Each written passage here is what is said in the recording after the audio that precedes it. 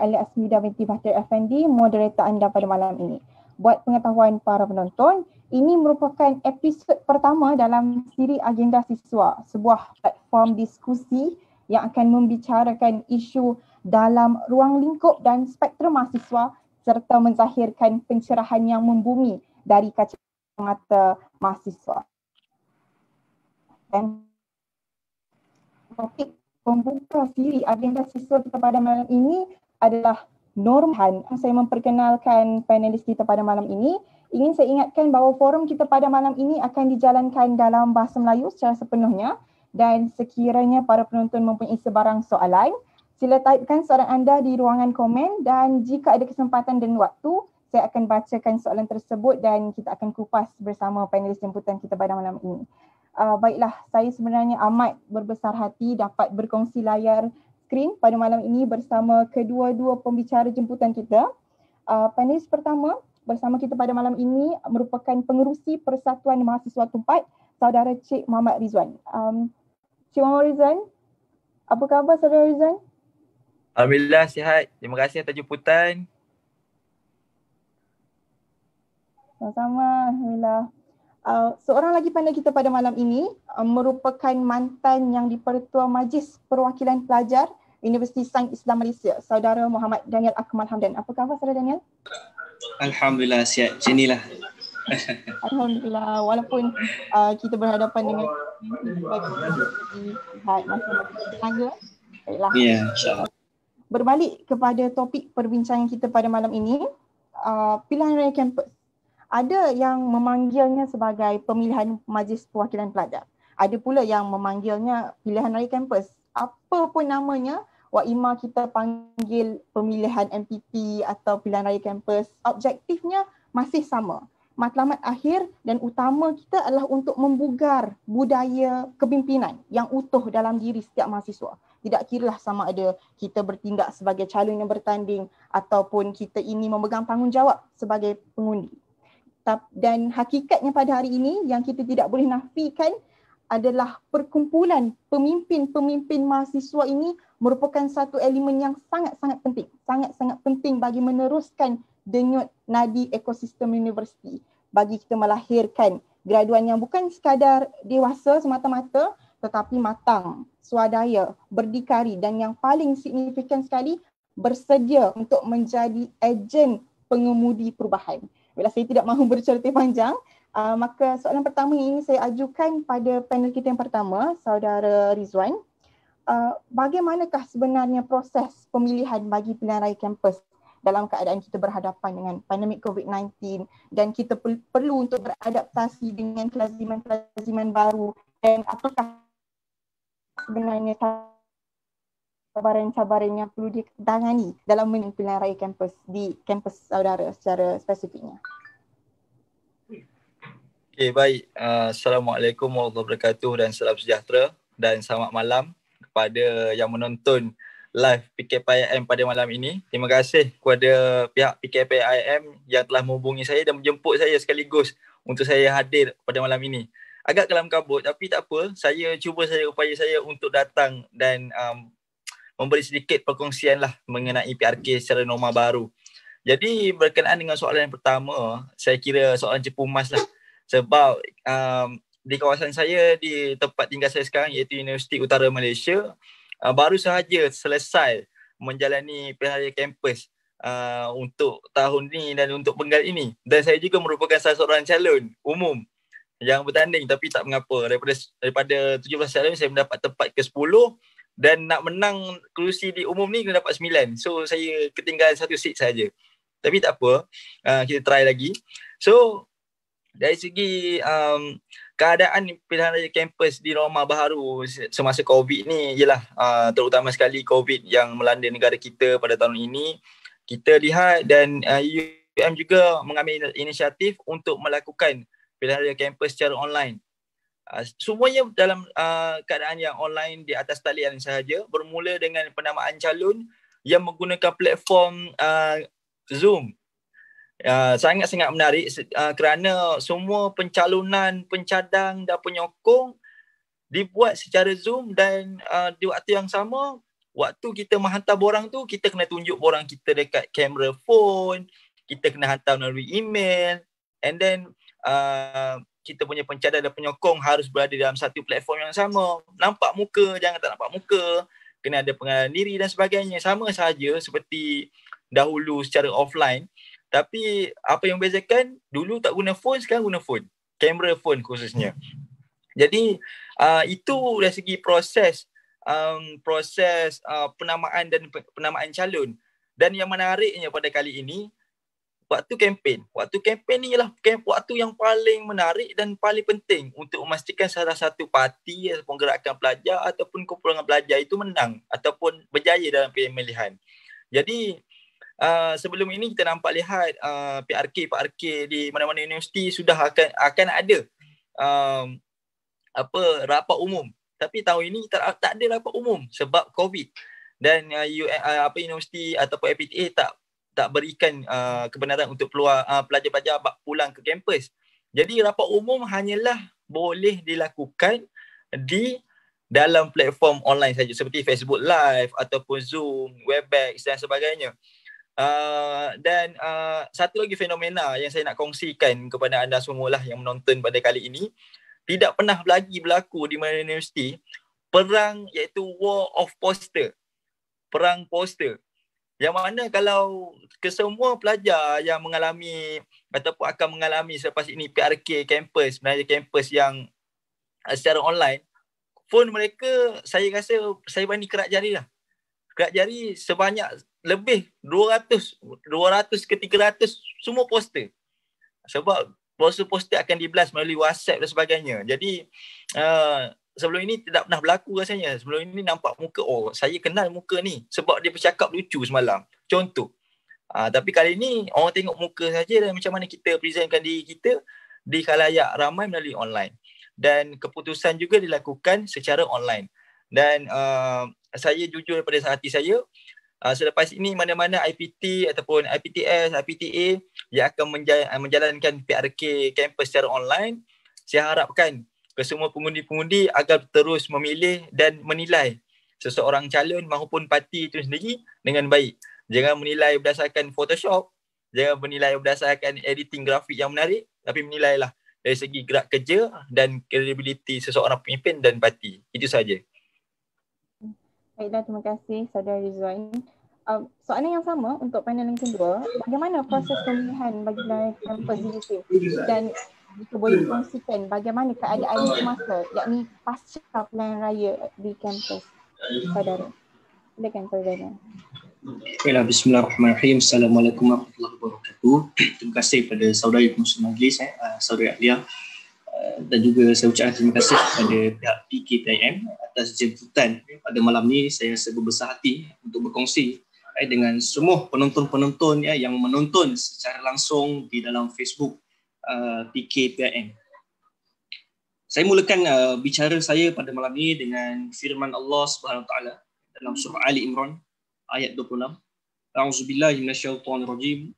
Qulillahumma malikal mulki tu'til mulka man tasha' wa tanzi'ul mulka mimman tasha' wa tu'izzu man tasha' wa tudhillu man tasha' biyadikal khair innaka ala kulli syai'in qadir. Ayat ini memberi maksud kepada kita. Katakanlah, wahai Muhammad, wahai Tuhan yang mempunyai kuasa pemerintahan, engkaulah yang memberi kuasa pemerintahan kepada siapa yang engkau kehendaki, dan engkaulah yang mencabut kuasa pemerintahan dari siapa yang engkau kehendaki. Engkaulah juga yang memulihkan sesiapa yang engkau kehendaki, dan engkaulah yang menghina sesiapa yang engkau kehendaki. Dalam kekuasaan engkaulah sahaja adanya segala kebaikan, sesungguhnya engkau maha kuasa atas tiap-tiap sesuatu perkara. Saya mulakan bicara saya pada malam ini dengan dalil daripada surah Al-Imran tersebut kerana ia satu surah yang kita faham bahawa kerajaan ataupun pemerintahan itu akan silih berganti.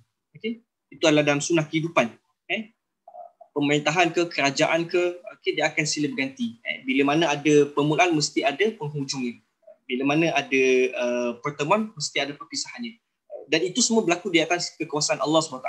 Okay, maka begitu juga dengan kepimpinan mahasiswa ataupun di universiti ataupun kita panggil Majlis Perwakilan Pelajar, MPP. Kalau mungkin di IUM, mereka dah ada student union ataupun kesatuan pelajar. Di UM mereka ada kesatuan mahasiswa sendiri. Begitu juga dengan UKM. Sama sahaja kok. Namanya berbeza tetapi fungsi dan juga peranan mereka sama, untuk memimpin. Dan juga mereka adalah orang kata kerajaan mahasiswa, di mana mahasiswa ini mengundi. Begitu juga yang berlaku di USIM. Kalau macam tadi saudara, sahabat panel saya Cik Rizwan berkongsi berkenaan dengan fenomena di UM. Ya, begitu juga dengan di USIM. Kita rasanya sama. Kita di USIM dan juga UM berkongsi tarikh yang sama, iaitu 26 November 2020. Tarikh keramat pada tahun ini bagi sesi pilihan raya kampus. Cuma di USIM kita tidak panggil pilihan raya kampus, kita panggil pemilihan Majlis Perwakilan Pelajar ataupun PMPP. Tapi dia sama saja fungsinya kan, tetap juga untuk memilih perwakilan pelajar ini. Jadi di USIM kita alhamdulillah selesai melaksanakan, kita melaksanakan dalam talian secara sepenuhnya, bermula dari pendaftaran sebagai calon, kemudian berkempen, kemudian rapat umum, dan juga akhir sekali kita mengundi, semuanya dalam talian. Kalau di USIM mendaftar kita guna platform portal pelajar saja, tidak perlu buat susah. Kita ambil inisiatif untuk menjadikan portal pelajar ini sebagai platform untuk daftar calon. Kemudian di Universiti Islam Malaysia juga memandangkan kita tak boleh rapat umum. Kalau tahun-tahun sudah, kita seronok lah kan, pergi dewan kuliah kan, kita pergi dewan besar, adalah 500-600 tu orang kita dalam tangan lah sebagai penuntut rapat umum, betul. Walaupun di USIM kita individu kan, kita bukan bipartisan, di USIM individu. Tetapi walaupun individu, bila ada orang datang secara fizikal, kita meriah lah kan. Ada clappers, ada macam-macam kan, dan sebagainya. Tapi bila dalam talian ni, kita kena fikir kaedah yang lain. Jadi kita di USIM kita mengambil inisiatif, kita membangunkan satu portal, iaitu nama dia pilih mpp.usim.edu.my. Dalam portal inilah akan ditayangkan segala poster-poster calon. Dalam portal pilih MPP ini akan ditayangkan segala video-video pengucapan awam berkenaan dengan calon. Maksudnya bukan saja poster, tetapi pelajar-pelajar juga boleh menilai dari sudut pengucapan awam, personality calon-calon ini. Itu yang universiti sediakan. Dan juga calon sangatlah digalakkan untuk berkempen dalam talian, guna tak kisahlah, guna buat live IG ke, live Facebook ke, mana-mana yang difikirkan sesuai, TikTok ke, boleh berkempen dengan TikTok dan sebagainya. Tak ada masalah. Maksudnya kita meraihkan kreativiti, dan juga kita menggalakkan pelajar ni banyakkan berkempen dalam pelbagai platform. Sebab kita nak orang kata apa, create the awareness. Kita nak membentuk satu gelombang bahawa nak bagi tahu mahasiswa, sekarang kita tengah dalam fasa pilihan raya kampus ni. So kita galakkan mereka. Dan juga alhamdulillah di Universiti Sains Islam Malaysia,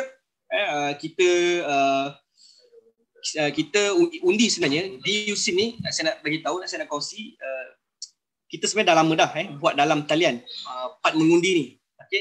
Maksudnya kita dah buat lebih kurang 7 ataupun 8 tahun yang lalu. Cuma tahun ni dia berbeza sikit pada part kempen dan juga pendaftaran calon tu. Sebab kalau sebelum ni kita guna fizikal, maksudnya sebelum ni orang kata apa, 50-50 lah. Kita hybrid, kita ada sesi fizikal iaitu daftar calon kempen, dan sesi mengundi kita dalam talian online pakai e-undi. Tetapi untuk tahun ni berubahlah, kempen tu je dalam talian, e-undi tu kita pakai sistem yang sedia ada. Dan alhamdulillah berjalan dengan baik, walaupun ini kali pertama. Saya pasti UM juga ini adalah kali pertama, betul lah, kita buat dalam talian, dan kita amat memahami lah dari sudut dia punya cabaran kan, macam mana untuk kita memastikan peratusan turun mengundi dan sebagainya. Jadi untuk di USIM, peratusan turun mengundi tu saya akan kupas dalam pusingan seterusnya. Saya tak nak bagi tahu lagi. Dan tapi apa pun saya boleh katakan peratusan turun mengundi agak memberangsangkan dan juga dalam keadaan yang positif. Walaupun kita masih berhadapan dengan walaupun di USIM ada lagi macam biasalah kan, pelajar-pelajar kita ni masih ada lagi golongan-golongan yang sehari sebelum PRK pun ada lagi nak tahu, esok PRK ke? Macam tu. Ada ke calon MPP kan? Walaupun ada, memang tak dinafikan. Saya rasa semua kampus ada kan. Tetapi alhamdulillah kita berjaya tangani lah. Kita buat kempen, kita buat promosi kan, dan sebagainya. Dan juga pasca pilihan raya, alhamdulillah di USIM kita telah pun MPP ni lah, Majlis Perwakilan Pelajar USIM sesi 2020-2021 telah pun selesai orang kata apa, membentuk kabinet MPP, dan secara dan mereka telah pun melaksanakan tugas MPP lah. Dan Macam itulah saya yang bertanding 2 tahun, saya bertanding untuk MPP 2 tahun. Tahun pertama ketika tahun 2, saya kursi umum, saya menang dan menjawab sebagai jawatan Setiausaha Agung. Dan tahun ketiga tahun ni, tahun lepas sesi 2019-2020, saya bertanding umum sekali lagi dan jadi YDP. Dan kita boleh nampak sebenarnya bila fizikal, dalam keadaan fizikal, macam ni seronok kan. Tak ada yang bebas kita nak buat. Kita boleh berkempen dekat kedai-kedai makan, kafe dan sebagainya kan. Tapi dalam talian ni macam, alamak boleh ke kita buat kan? Ada ke orang nak undi kita ni kan? Cakap pula buat live IG seorang-seorang kan. Viewers pun tak apa-apa nak ada. So macam boleh ke kita menang? Jadi itulah cabaran kepada calon sendiri dan juga cabaran kepada kita lah yang orang kata apa? Yang menganjurkan dan juga yang melaksanakan sesi PMPP. Jadi itulah mukadimah saya yang mungkin boleh saya kongsikan kepada penonton-penonton yang menonton secara langsung di dalam Facebook PKPM, dan saya menirulah kepada yang menonton ni, ajak lagi kawan-kawan mahasiswa untuk sama-sama kita tonton secara langsung ni untuk kita sama-sama berkongsi ilmu dan juga berkongsi manfaat, insya-Allah. Jadi saya kembalikanlah kepada saudara moderator. Ya, terima kasih. Terima kasih saudara Daniel. Baiklah, jemput rakan-rakan anda, tonton sekali. Topik malam ni begitu hangat, topik malam ni sangat-sangat special dan sangat-sangat dekat dengan mahasiswa. Jadi soalan seterusnya saya ingin ajukan kepada panel pertama. Kita sedia maklum dalam mana-mana pilihan raya sekalipun, tak kira PRU, PRK, pilihan raya kampus sekalipun, kita dapat mengobservasi dan juga mentafsir trend pemilihan calon dalam kalangan pengundi. Ada yang memilih calon yang menjanjikan bulan dan bintang, ada yang memilih calon yang melaungkan kata tiada janji dicapati dan sebagainya. Jadi persoalannya di sini sebenarnya, adakah pengundi dalam kalangan mahasiswa ini sifatnya hanya akan mengundi calon popular semata-mata kah? Ataupun calon yang layak, atau melihat kepada manifesto sahaja?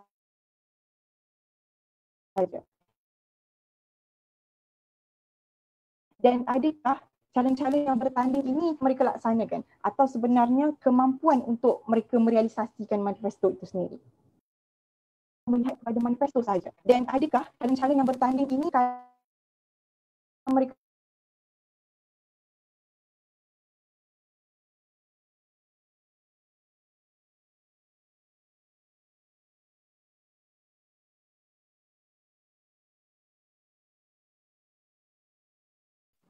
Okey, baik. Saudari, terima kasih. Soalan kedua ni soalan yang bagi saya agak cepu emas lah. Okay? Memang ini pisang goreng panas. Sebab okeylah, kalau saya tanya sahabat panel saya yang kedua, saudara ini juga, kalau rasa soalan ni agak susah kalau kita nak kupas. Tapi tak apa, kita cuba kupas dari segi pandangan saya sebagai seorang bekas calon. So, kalau kita lihat sebenarnya, kita bandingkan calon popular dengan calon berkarisma ataupun calon berdedikasi yang boleh buat ataupun laksanakan manifesto itu. Jadi kalau kita lihat kepada situasi sebelum daripada COVID ini datang, belum adanya norma baru ni, kebanyakan daripada student ini memilih ataupun mahasiswa memilih calon-calon yang ada personality yang menarik, percakapan, penghujahan dan juga gerak kerja yang menarik untuk menarik undi pelajar ni, terutama dari segi personal touching dan sebagainya. Tapi kalau di dalam norma baru ni, bagi saya sendiri pun tak boleh nak pilih. Popular, boleh buat kerja. Dia satu benda yang agak susah. Kalau saya sebagai pengundi pun susah nak pilih. Okay? Jadi kalau ikut norma baru pada hari ini, bagi saya dua ni ialah completing each other. Dia sangat-sangat menyempurnakan diri masing-masing. Tapi kadang-kadang ada juga yang dia tak popular tapi dia boleh buat kerja. Dan ada juga yang popular tapi sekadar personality, sekadar rupa. Mungkin dia pandai menyanyi tetapi mungkin dia tidak berkemahiran dengan baik untuk memimpin. Kita tak boleh nak cakap apa. Kadang-kadang setengah parti mempertaruhkan kursi umum kepada mahasiswa-mahasiswi yang handsome, bak Syarukan kan, yang lawa, bak Mira Fizah. Mungkin untuk menarik undi-undi ialah kita tahu PRK ni kita nak merebut kerusi untuk membentuk sebuah kerajaan mahasiswa. Jadi setiap parti ataupun setiap individu itu perlukan sokongan majoriti. Jadi kalau kita lihat, kalau bagi pandangan saya, popular dan juga boleh buat kerja ini yang satu benda yang completing each other, melengkapi antara satu sama lain, yang mana kalau ada dua benda ni adalah satu package. Jadi kalau kita lihat juga, kalau dia boleh buat kerja tapi dia tak popular, kalau dia menang, saya rasa ini confirm dia akan buat dengan perform, sangat-sangat perform dan sangat boleh buat kerja. Jangan risau pasal kerja. Contoh, kalau YDP cakap, SU hari ni saya nak buat statement media mengenai isu yuran. Macam mana sekalipun kena buat dengan teliti dan cantik. Format pun tak payah baiki apa dah. Saya berani ikat jari, dia boleh buat kerja. Tapi kalau kita ikut secara popular ni tidak semestinya dia boleh buat kerja. Kalau dia boleh buat kerja, itu bonus. Tapi kalau dia tak boleh buat kerja, jadi maknanya YDP tu ataupun presiden ataupun apa-apa yang mengetuai sesetengah orang ni, mengepalai, dia akan buat extra work sikit. Kena ajar dan sebagainya. Dia boleh buat kerja, tapi kita kena bimbing dia, dan selepas ni dia mungkin boleh buat kerja dengan sendiri. Tapi kita kena bimbing dulu. So itu cabaran untuk calon-calon yang popular ataupun calon yang boleh buat kerja ini apabila dia orang menang. Dan pengundi pun kita tak boleh nak tolak. Pengundi kalau boleh dia nak cari dua-dua. Ada contoh kalau perempuan dia nak cari yang lawa dan boleh buat kerja. Confirm dia pakai yang tu. Itu memang confirm lah. Tak payah tipu lah. Kalau mana lelaki masuk, tak payah tipu, saya tahu saya lelaki. Kan? Kalau perempuan pun sama juga saya rasa. Jadi saya rasa benda ni popular dan boleh buat kerja ialah satu benda yang melengkapi antara salah satu sama lain. Dan jarang dua-dua ni tak mampu ataupun tidak ada dalam diri seseorang. Cuma dilatih ataupun tidak dilatih sahaja. Itu. Terima kasih. Terima kasih Saudara Rizwan. Tapi apa-apa pun yang paling penting sekali kepada calon, jangan berjanji bulan dan bintang lah. Nanti pengundi yang pula yang naik berang. Jadi soalan yang kedua buat panel yang kedua, Saudara Daniel.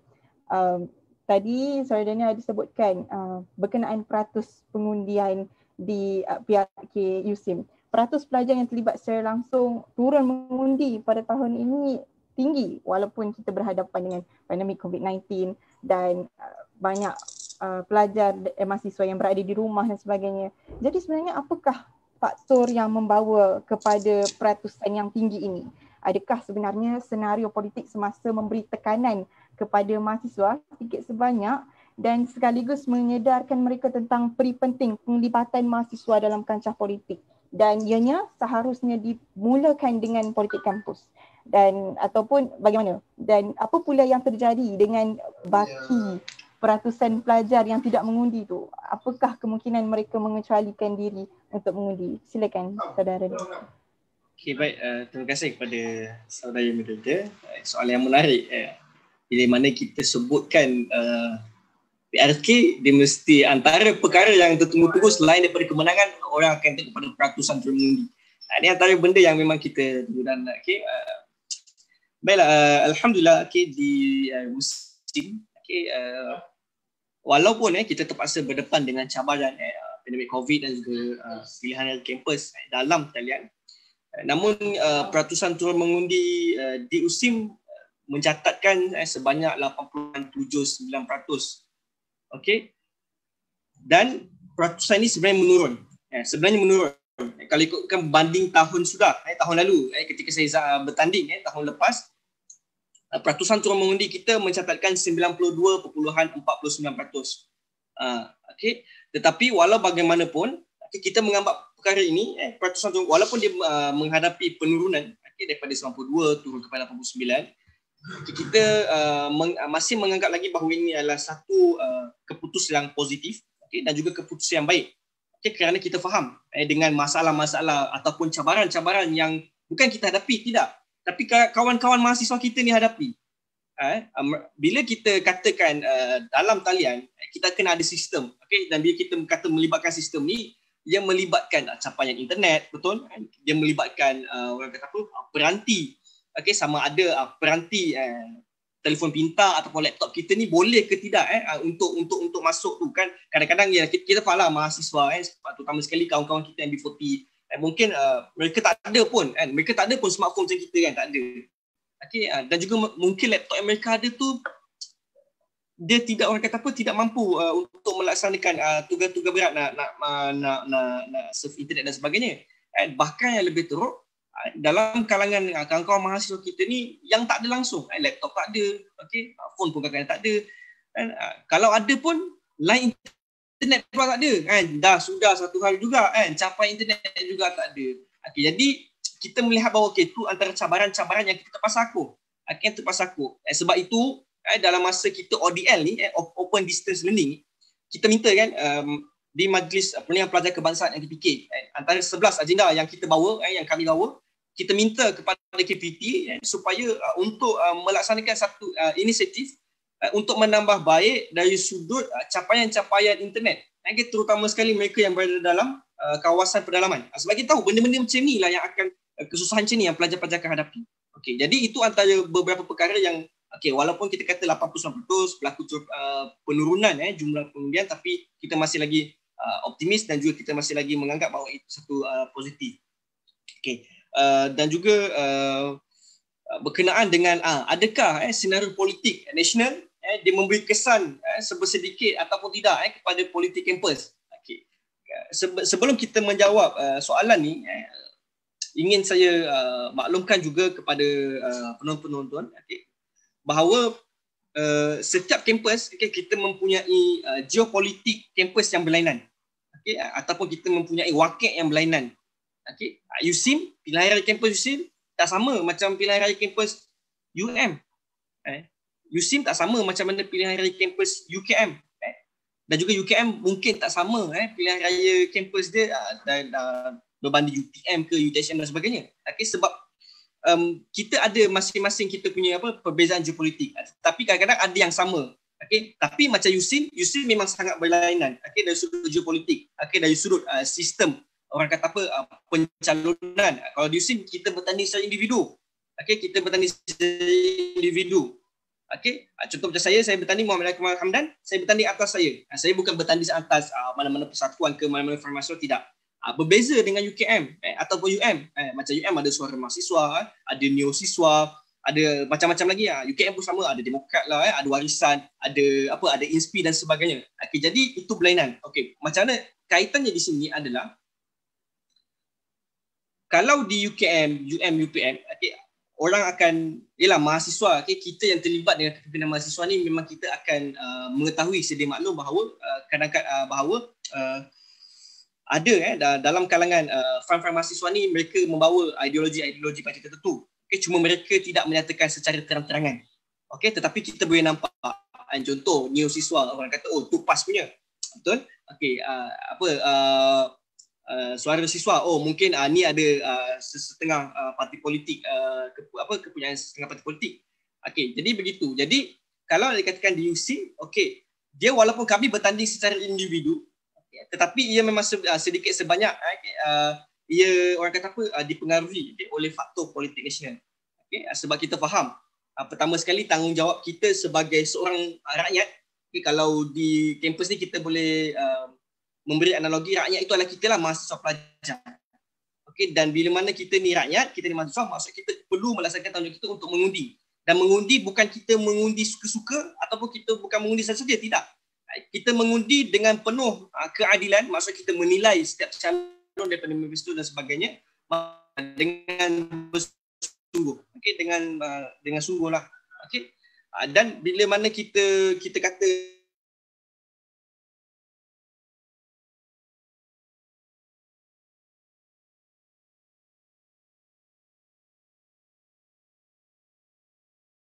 latihan kita, platform kita untuk berlatih. So macam mana untuk kita pilih negara pada PRU kelak? Ia bermula dengan latihan di dalam kampus.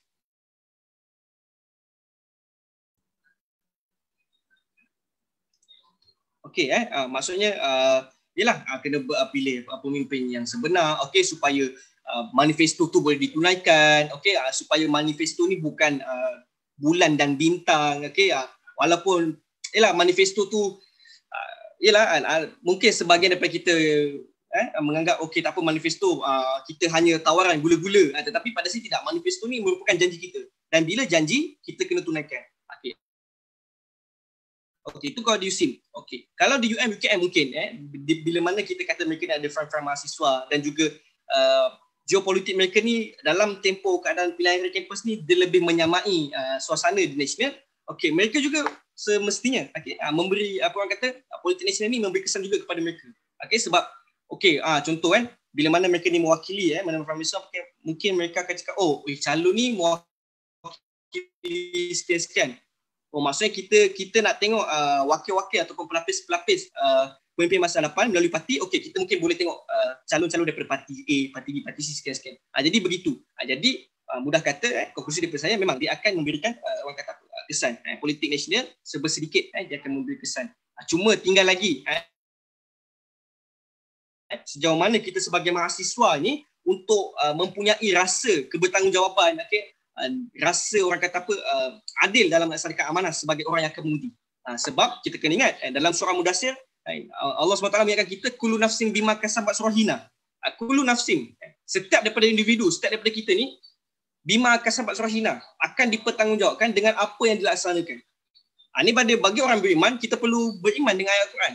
Okey, maksudnya walaupun orang kata pilih pemimpin je kan, pilih pemimpin je handsome, buat kerja tu belakang kira yang penting handsome macam siri orang kata tadi kan.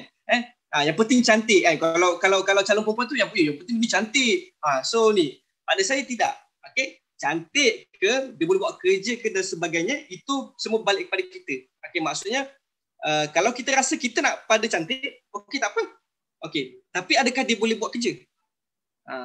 Adakah dia boleh buat kerja? Adakah dia boleh melaksanakan tanggungjawab dengan sebaiknya?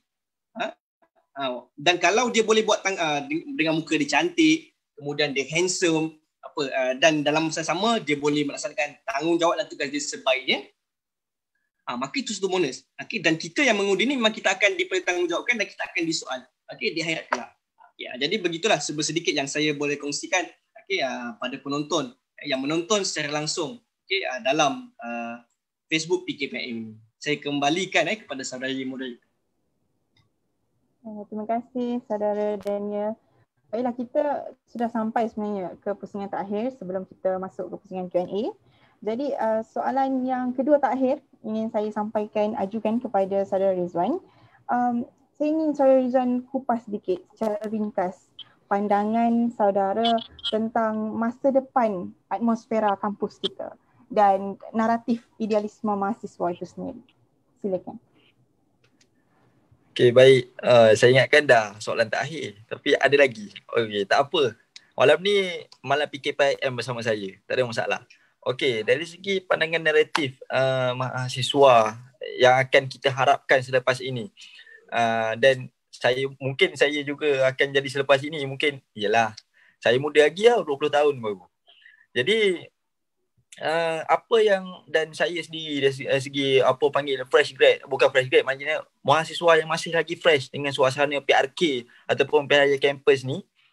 Jadi kami harapkan dan juga mahasiswa ini harapkan selepas ini naratif politik kampus ataupun pemilihan MPP ini lebih sihat dan juga lebih beridealisme.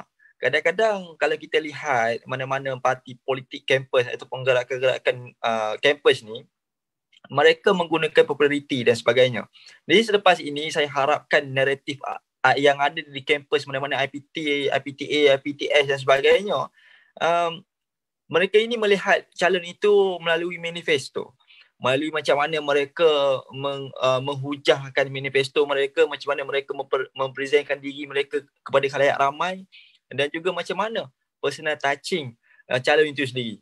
Dan ini sepatutnya kita lihat, bukannya kita nak meniru ataupun menciplak parti-parti politik ataupun ahli-ahli politik di luar sana. Tapi anggaplah politik kampus ini sebagai satu medan latihan kepada mahasiswa-mahasiswi untuk memilih seorang pemimpin yang berkaliber dan boleh cakna kepada rakyat. Kalau di universiti kita tak panggil cakna rakyat, panggil cakna mahasiswa. Tapi sebenarnya itu benda yang sama.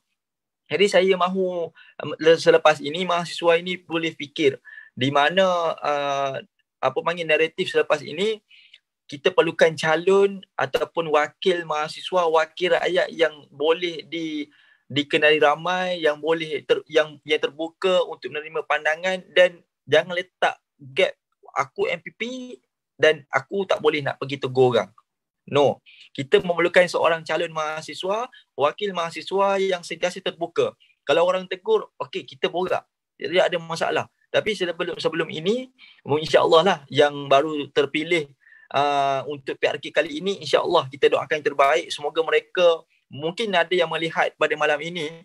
Jadi saya harapkan anda semua dan juga mahasiswa lepas ini bawalah idealisme yang baru, naratif politik yang baru. Pilihlah calon yang berwibawa, pilihlah calon yang boleh membawa suara anda ke arah yang lebih baik.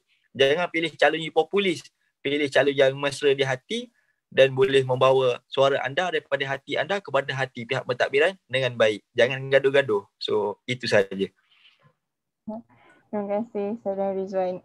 Soalan yang sama juga saya ingin ajukan kepada Saudara Daniel berkenaan masa depan, atmosfera kampus dan juga naratif idealisme mahasiswa itu. Silakan Saudara Daniel. Baik, baik.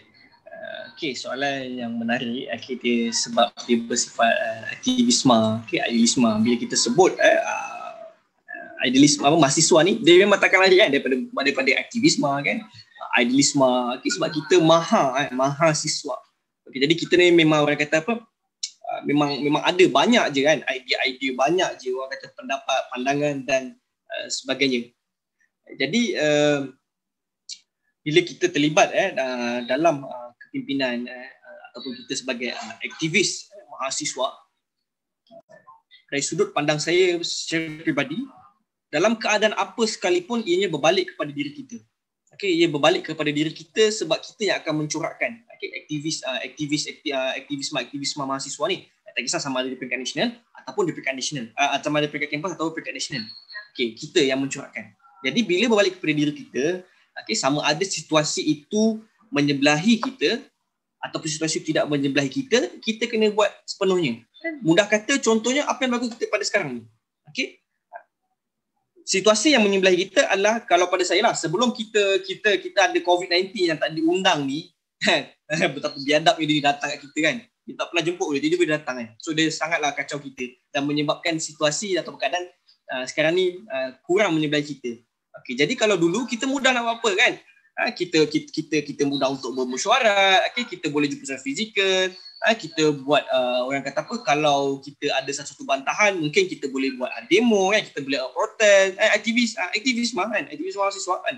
Kalau kita ada sesuatu orang kata apa, isu-isu yang berkaitan dengan mahasiswa, kita boleh lantang kan, terus pergi masuk bangunan-bangunan pentadbiran dan sebagainya kan, untuk mendapatkan konsultasi, negosiasi dan sebagainya. Tetapi bila sekarang ni kita dah tak ada benda tu, kurang.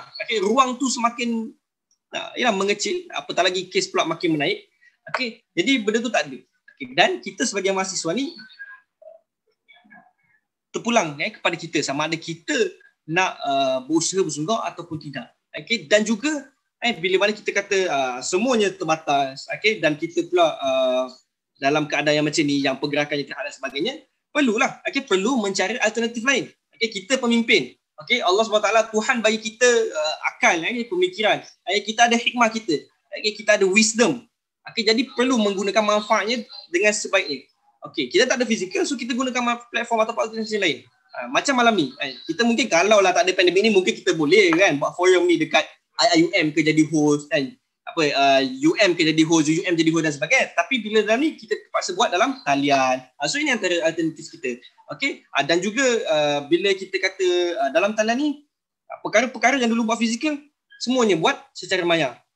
Itu antara bendanya. Dan juga bila kita kata dalam keadaan pandemik COVID-19 ni, sebagai pemimpin mahasiswa yang diberikan amanah, selepas daripada terutama sekali MPP lah, melepas menang daripada PRK itu, COVID-19 bukan alasan kita, COVID-19 bukanlah alasan untuk kita tidak bersungguh-sungguh dalam melaksanakan tanggungjawab kita sebagai seorang pemimpin. Bukan alasan.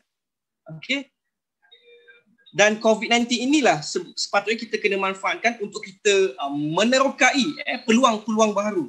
Untuk kita menerokai idea-idea baru. Dan juga jangan memperjudikan nasib mahasiswa, jangan sekali-sekali memperjudikan kebajikan mahasiswa hanya disebabkan COVID-19 ini. Tidak, itu pada saya andai kata kita seringkali menggunakan alasan COVID-19, jadi kita tak dapat bergerak, kita tak dapat membantu mahasiswa di luar sana dan sebagainya, itu bukanlah pemimpin yang kita cari dan itu bukanlah sebaik pemimpin. Sebab pepatah Arab ada mengatakan, pepatah Arab ini dikeluarkan terus saya Yasir Arafat, seorang tokoh gerakan Islam. Dia kata apa? Pendek je. Sayyidul Qaum khadimuhum. Sayyidul Qaum khadimuhum. Ketua ini sebenarnya adalah pembantu, khadam, khadimuhum. Ini kalimah aslinya adalah khadam, khadam, contoh Ramli kan. Khadam kan, ada. Khadam tu pembantu. Jadi Sayyidul Qaum khadimuhum. Ketua ini sebenarnya ialah khadam, pembantu kepada kaum mereka ataupun pembantu kepada kelompok-kelompok yang mereka wakili. Jadi bila mana kita ni pembantu, tambahan lagi kita ini diberikan, orang mengundi, mahasiswa mengundi, penat-penat cari tempat, ada internet, mungkin ada yang kena pergi ke pekan, mungkin ada yang kena panjat pokok dan sebagainya.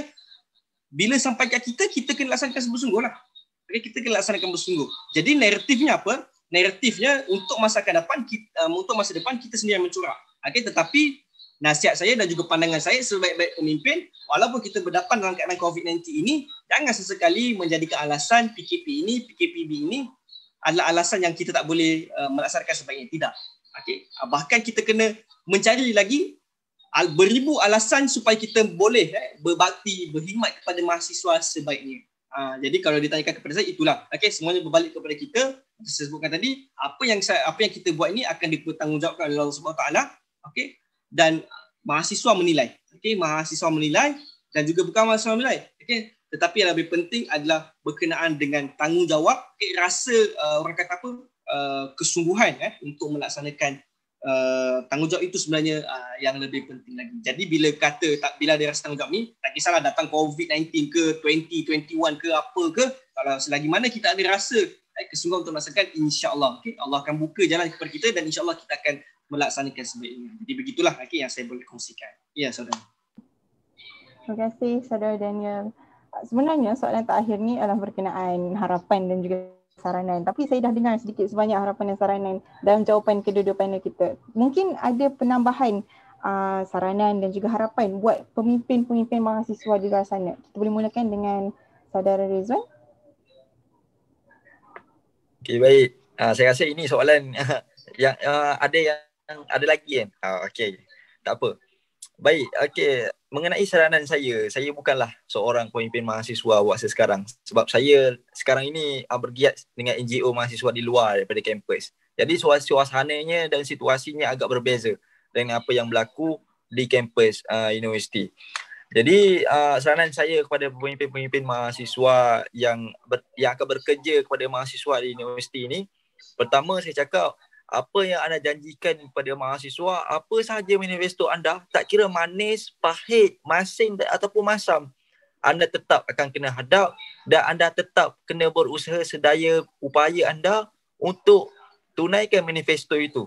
Jangan sahaja anda fikir apabila anda menang, anda boleh tinggalkan segala manifesto anda yang telah anda janjikan kepada mahasiswa dan anda gunakan modal yang lain ataupun perkara yang lain untuk mengalihkan perhatian mereka. Itu seperti tidak boleh dilakukan oleh mana-mana pemimpin sekalipun. Tak kira lah pemimpin mahasiswa ataupun pemimpin masyarakat.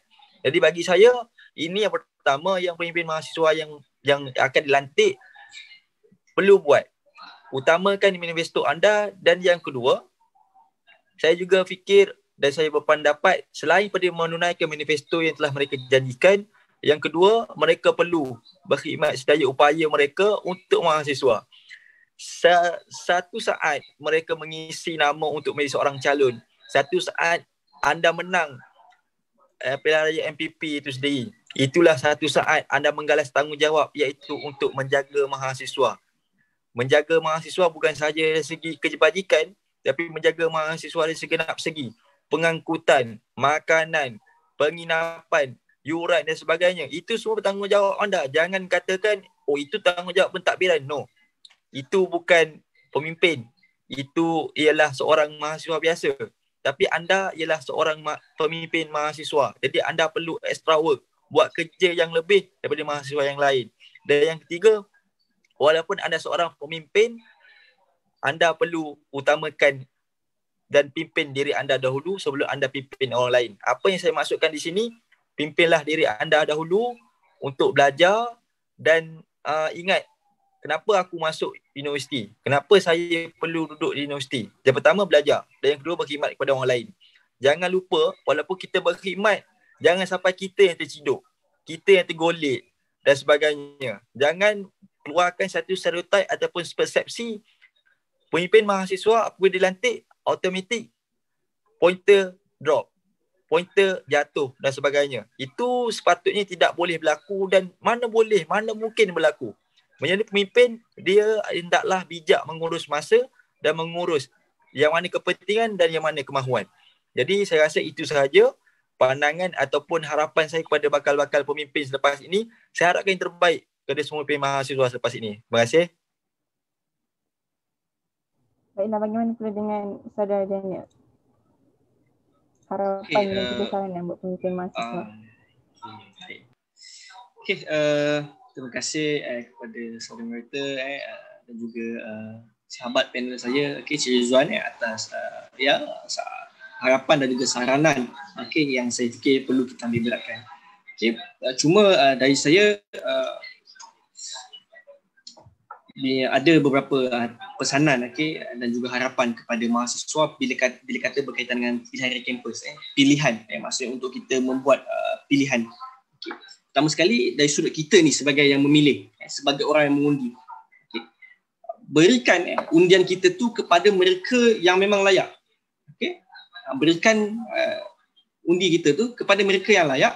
Berdasarkan apa? Kalau ada track record, maksudnya kalau kita tahu latar belakang dia, kita nilai latar belakang. Maksudnya sebelum dia naik FPP ni mungkin dia ni ada pengalaman dalam badan-badan pelajar kan. Mungkin dia ni memang dah orang well known. Dia ni memang kalau persatuan memang aktif. Boleh buat kerja. Semangat sukarelawanan itu tinggi. Dan juga ini memang satu tuntutan lah.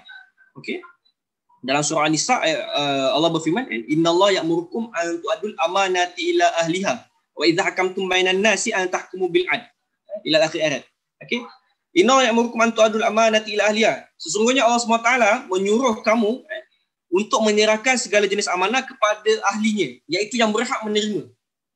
Yang berhak menerima. Dan apabila kamu menjalankan hukum ataupun apabila kita ni melaksanakan amanah kita, melaksanakan urusan pentadbiran kita, maka berlakulah adil. Ini antara tips yang memang saya selalu pesan kat diri saya. Dan juga saya mengajak supaya sama-sama untuk kita memahami apa yang Allah SWT suruh ni. Maksudnya pilih pemimpin yang betul-betul ahli, yang betul-betul hak. Bukan semata-mata cantik, tidak.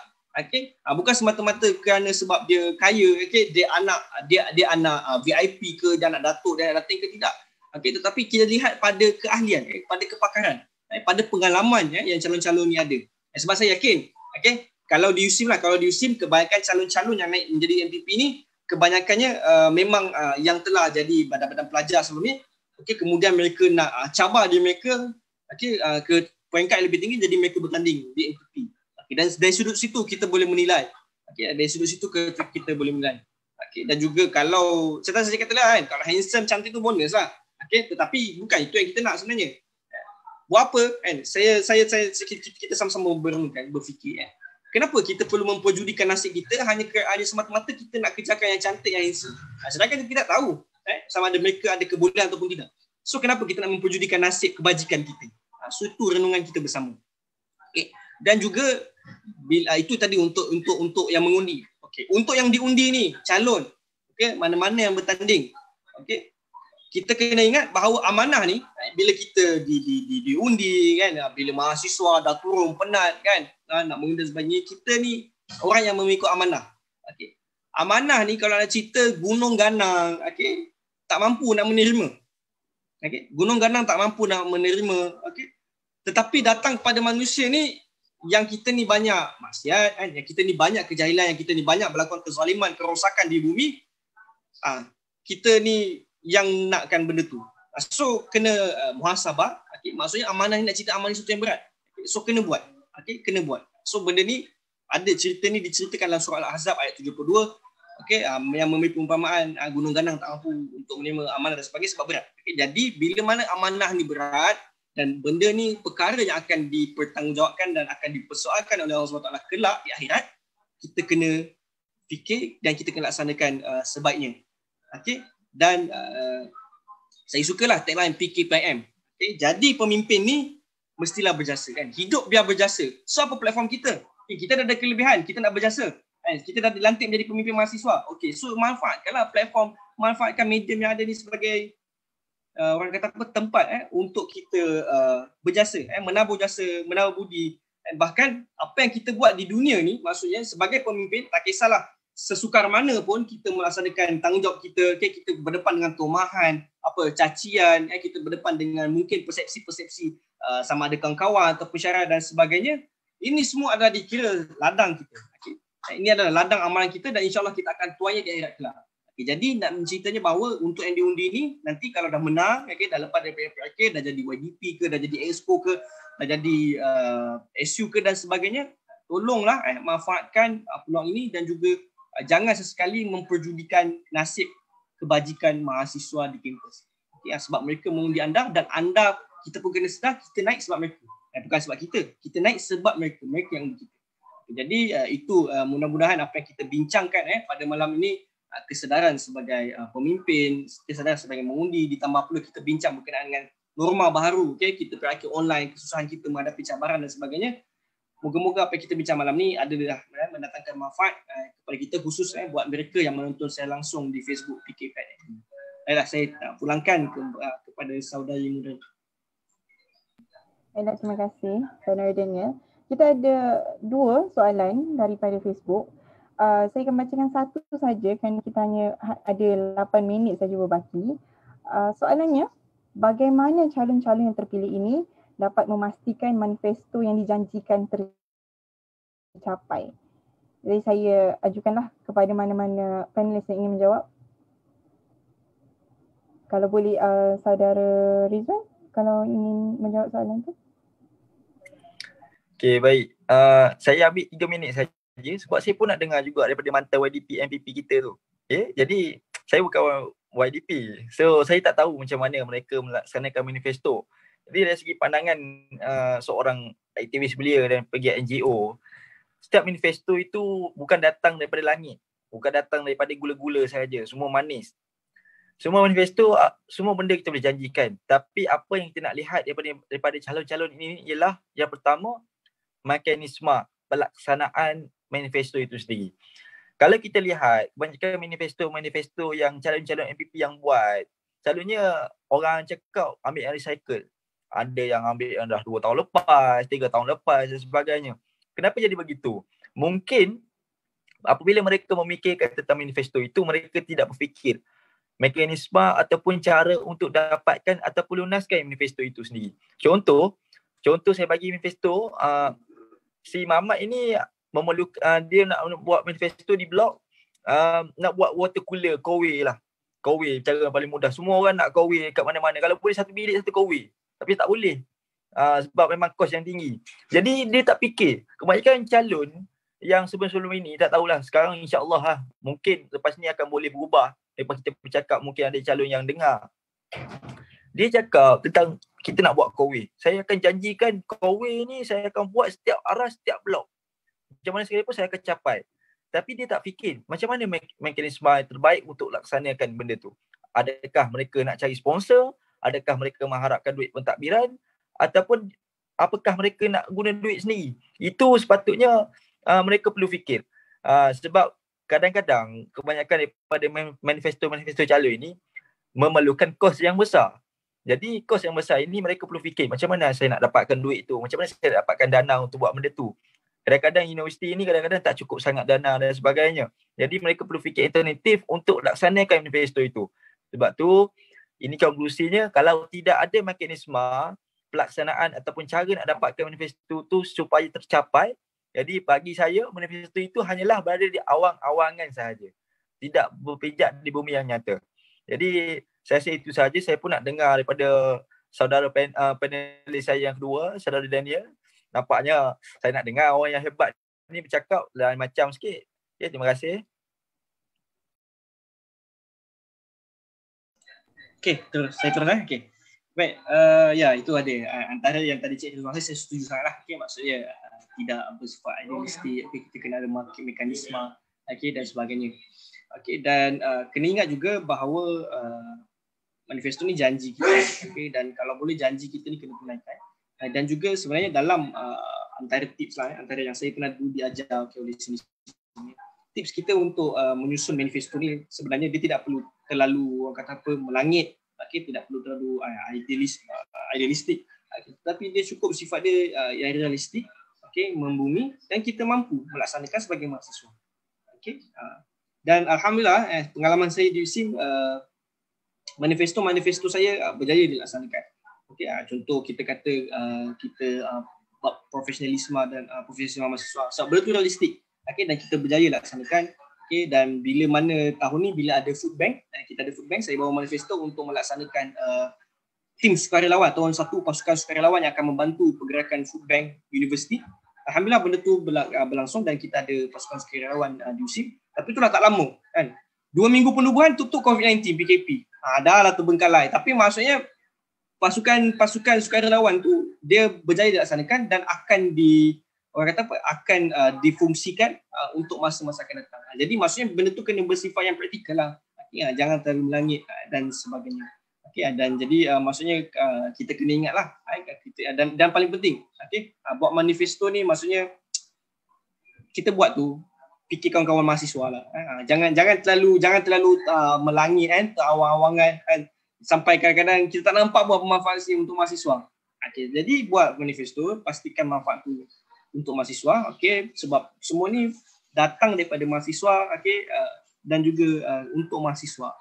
Dan juga sebenarnya perkara ni dia melatih kita lah, untuk kita jadi pemimpin negara pada masa akan datang. Dan kita kena ingat juga bahawa kita lepas daripada jadi pelajar ni, kita ada komuniti yang perlu kita berkhidmat. Kita ada golongan ataupun kelompok-kelompok, kita ada orang kampung, kita ada orang taman dan sebagainya untuk kita berkhidmat. Jadi gunakan manfaat ini sepenuhnya.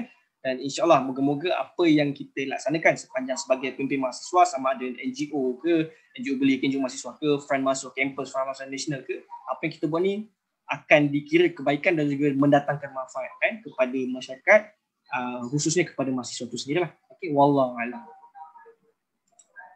Terima kasih saudara Daniel. Betul, kerana itu naratif mahasiswa pada hari ini, kita bukan lagi pemimpin masa hadapan. Kita sebenarnya pemimpin hari semalam, kita pemimpin hari ini, dan kita pemimpin untuk hari-hari yang akan mendatang.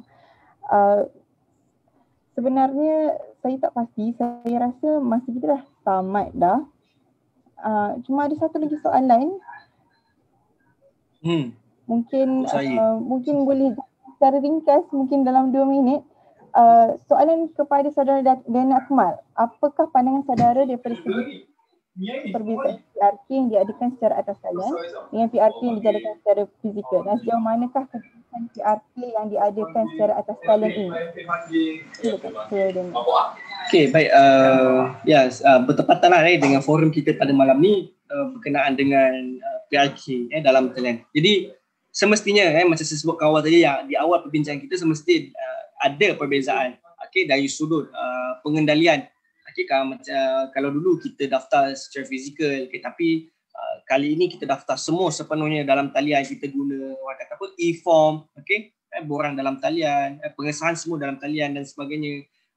Berkempen pun kita ada dalam talian dan sehinggalah kepada pengundi. Jadi itu bezanya. Dan juga suasana lah, saya fikir dia juga menjadikan suasana tu sedikit sebanyak akan memberi kesan kepada suasana.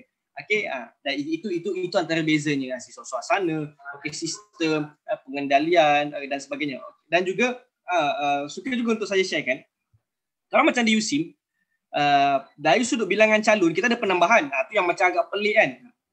Tahun yang sudah, kita di USIM kita 35 orang calon keseluruhan. Di mana 35 orang calon, daripada 35 tu 10 orang calon umum. Maka baki tu adalah calon untuk fakulti, untuk ESCO. Tetapi tahun ni kita lihat ada pertambahan daripada tahun lepas 35, tahun ni 39, tambah 4 orang. Tambah 4 orang. Dan juga di kerusi umum, kalau tahun lepas kita ada 10 orang, tahun ni kita ada 16 orang calon untuk kerusi umum. Jadi mungkin disebabkan tak perlu turun ke lapangan. Maksudnya calon-calon ni dia mungkin malu kan, dia tak perlu nak berkempen fizikal, tak perlu nak jumpa orang, so dia kempen jadi kat Facebook dan sebagainya. Jadi mereka mengambil manfaat ini sebab pada mereka mudah kan, tak perlu pergi ke lapangan, tak perlu pergi kafe dan sebagainya. Jadi itu antara yang bila kita dalam talian ni, maksudnya beberapa perkara tersebut macam nampak mudah, dia lebih mudah dan memang tak dinafikan lah. Dan itu antara yang kata bukti atau indikator yang kita boleh kata dalam kesusahan untuk kita menjalankan atau melaksanakan dalam talian ni, sebenarnya ada juga ruang-ruang yang sebenarnya lagi mudah. Contoh macam tadi lah, berkempen mudah. Yalah, buka phone kan, buka smartphone, buka laptop, buka live IG, FB, okey kita cakap ni manifesto kita sekian dan sebagainya. Jadi itu. Dan juga bila melibatkan sistem ni mana-mana pilihan raya kampus, sama ada fizikal ke, dalam talian ke, soal ketelusan, soal integriti, itu memang sangat dititik beratkan. Dan juga sejauh mana ketelusan PRK diadakan secara dalam talian ini, dia disebabkan kita dalam sistem, macam sebut sekali, dalam PRK dalam talian ini sistem yang mengendalikan.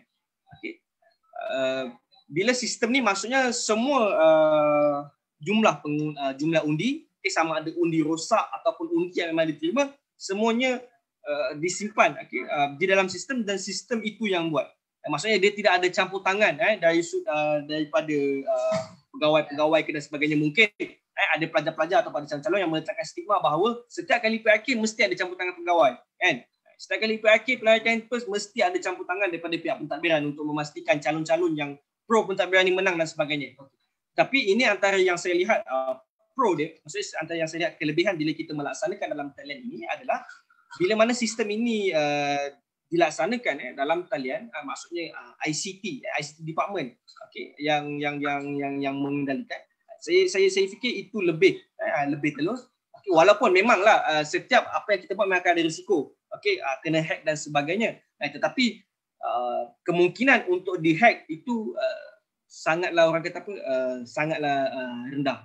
Berbanding kalau kita buat secara manual, kertas mungkin. Yalah, tengok sajalah PRU Politik Nasional ada manipulasi, blackout lah kadang-kadang dan sebagainya. Jadi benda-benda tu yang kita fikir itu apa kata dalam talian ni dia lebih telus, insya-Allah, dan juga dia lebih membantu untuk memudahkan pengundian kita lah. Jadi itu antara yang saya boleh berkongsi. Kalau anda ada pendapat, anda ada pandangan dan sebagainya, kita boleh berbincang lah, dan sebagainya. Itu saja. Saya pulangkan kepada saudara moderator. Terima kasih saudara Daniel. Itu saja. Terima kasih kepada kedua-dua panelis kita pada hari ini, saudara Daniel dan juga saudara Rizwan. Terima kasih juga kepada para penonton yang setia menonton hingga ke akhirnya. Dengan itu berakhirlah siri pertama agenda siswa kita pada malam ini. Jumpa lagi dalam siri-siri yang akan datang, siri-siri yang seterusnya dengan topik diskusi yang lebih inklusif, lebih konstruktif. Jadi dengan itu, hashtag dari mahasiswa untuk mahasiswa, hashtag mahasiswa Bitara, hashtag hidup biar berjasa. Sekian, wabillahi taufiq wal hidayah. Wassalamualaikum warahmatullahi wabarakatuh.